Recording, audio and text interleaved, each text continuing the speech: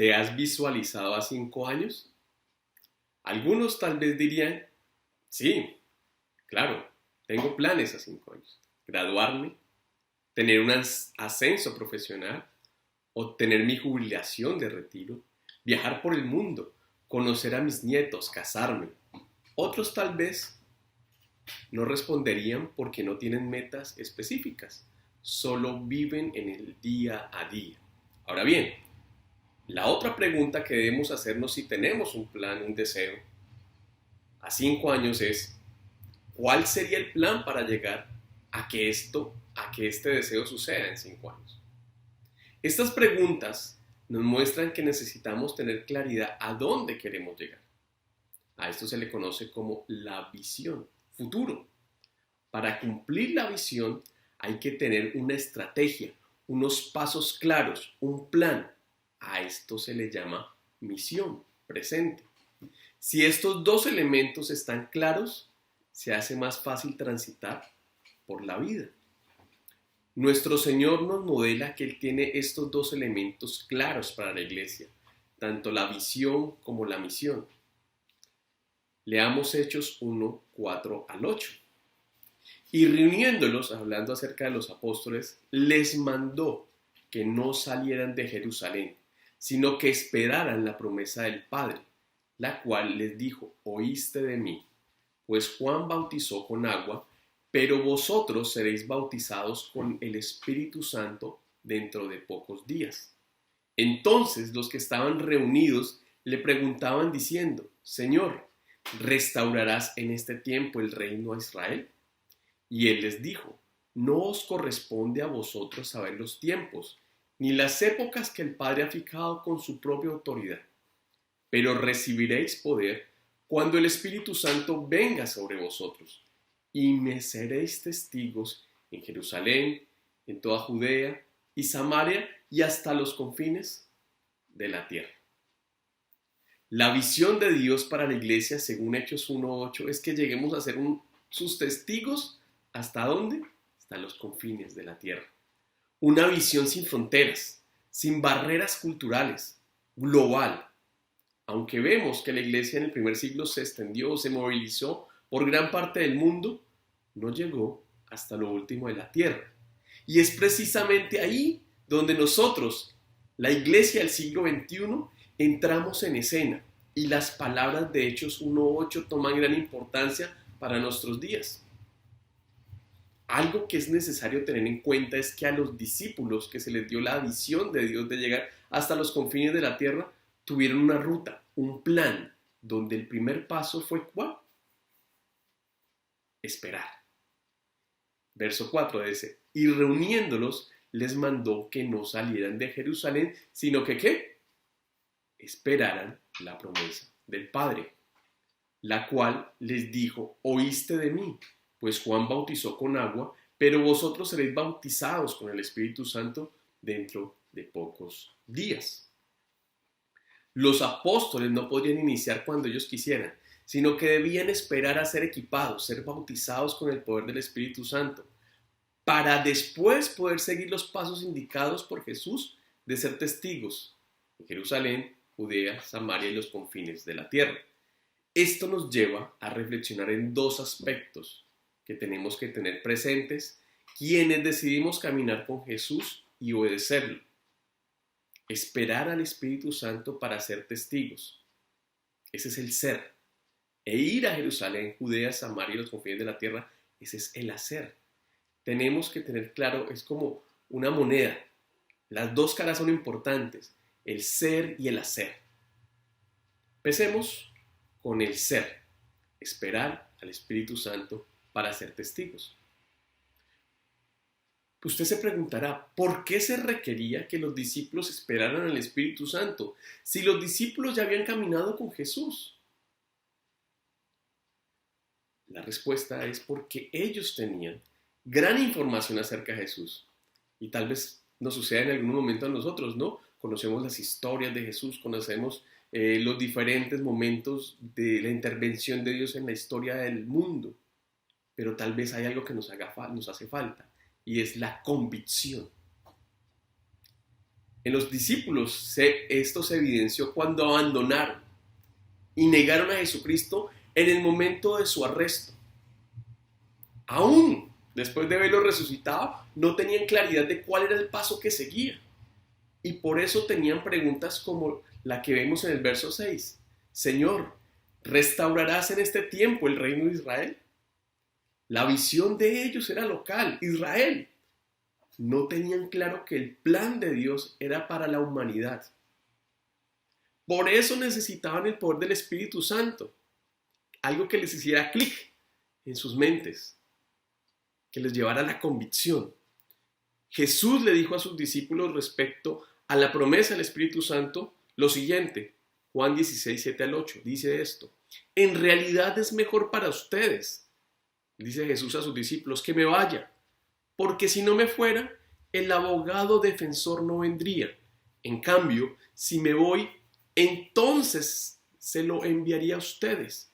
Y cuando Él venga, convencerá al mundo de pecado y de la justicia de Dios y del juicio que viene.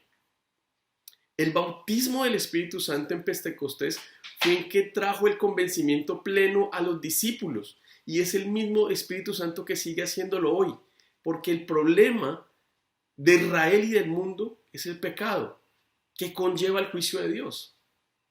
Ahora bien, no se puede tener claridad sobre qué es el pecado y sus consecuencias si no vamos a la palabra de Dios guiados por el Espíritu Santo. Porque es ahí que vemos la gravedad del pecado. Una gravedad del pecado que ha destruido la relación del ser humano con Dios, con su semejante y con la creación. Es ahí cuando nos vemos ante la palabra de Dios y guiados por el Espíritu Santo que podemos arrepentirnos y somos transformados en testigos de Jesús. Por eso es útil que recordemos qué es ser un testigo. Podemos decir que es aquel que puede informar sobre unos sucesos en los que ha participado, sobre unas personas o hechos que ha conocido. Es ahí que puede explicar lo que sabe, por haberlo visto y oído. El testigo se basa en una experiencia personal y no en experiencias de otros. Entonces, ser testigo de Jesucristo es precisamente tener una relación con el Señor, donde el poder del Espíritu Santo obra en nuestros corazones y nos dice qué necesitamos dejar, de qué nos tenemos que arrepentir. Es decir, vivimos de ahí en adelante una vida de continua santificación, disfrutando de ese bautismo del Espíritu Santo como el Pentecostés. Recordemos que no damos de lo que no tenemos, sino que damos de lo que tenemos. No podemos hablar de la necesidad de reconciliación con Dios si no vemos la gravedad del pecado y hemos disfrutado de reconciliarnos con el Señor. No podemos dar amor si antes no hemos recibido el amor de Dios. No podemos sembrar esperanza a un mundo desesperanzado si nosotros no hemos hallado esperanza plenamente en Cristo. Ahora pasemos a conocer un poco más ese hacer, ¿no? Hemos visto el ser, la relación con Dios.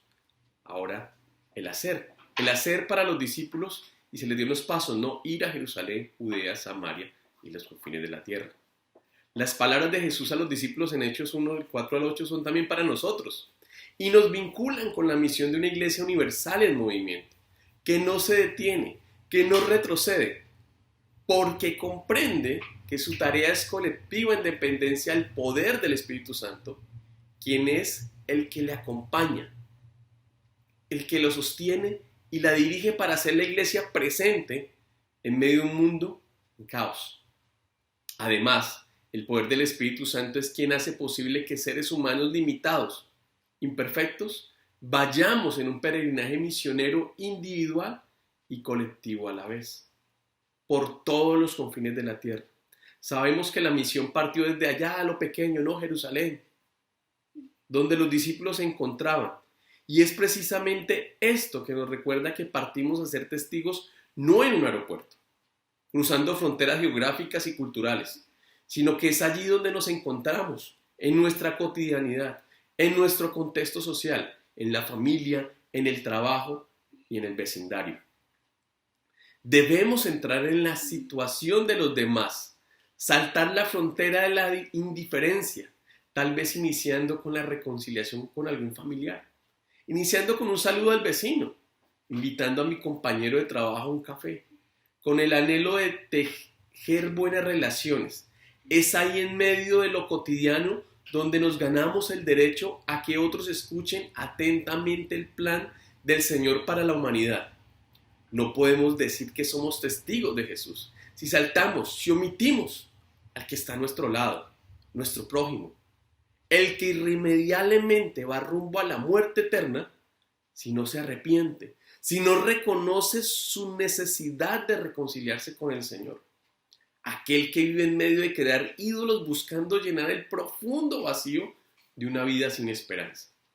Por lo contrario, debemos identificarnos con ellos en sus luchas, sufrimientos, necesidades, ansiedades, anhelos, preguntas y dudas, para anunciar, como dice Pedro, las virtudes de aquel que nos llamó de las tinieblas a su luz admirable. No olvidemos que la proclamación del Evangelio no depende de las habilidades humanas, del carisma, de la elocuencia de palabras, de la aplicación de técnicas, sino que la evangelización descansamos en el poder del Espíritu Santo. Los discípulos eran hombres comunes, con oficios diversos, con luchas en su carácter, con inseguridades, con preguntas. Pero sin duda, el poder del Espíritu Santo les llevó a ser testigos en lugares y contextos inimaginables, en las cárceles, en los caminos, a vivir una aventura constante donde la proclamación pública constituyó una tarea permanente, natural, cotidiana, ineludible e impostergable. Esa es también nuestra tarea. Recordemos que la visión dada a la iglesia es llegar ¿a dónde? A los confines de la tierra. Esa también es nuestra visión, futuro. Pero para llegar allí tenemos una misión presente, es decir, una estrategia, donde el primer paso es cultivar nuestra relación con el Señor. Evaluemos cómo está nuestro ser. En el encuentro diario con Dios, es ahí donde nos sensibiliza a ir a dar lo que hemos recibido de gracia. Nuestros deseos por nuestro paso por la tierra, como estudiar, mejorar nuestros ingresos económicos, casarnos, tener hijos, son parte de nuestra visión de vida. Pero si estos no incluyen la misión del Señor de ser testigos de Él, en medio de nuestras familias, amigos, vecinos, compañeros de trabajo, sin duda no hemos entendido la gravedad del pecado y sus efectos devastadores en la vida de las personas, y la grandeza del plan de Jesucristo de reconciliar a la humanidad con el Señor.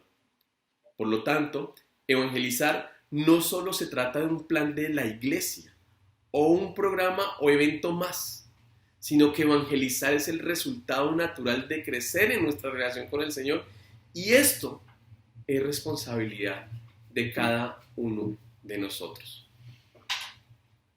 Que Dios nos ayude.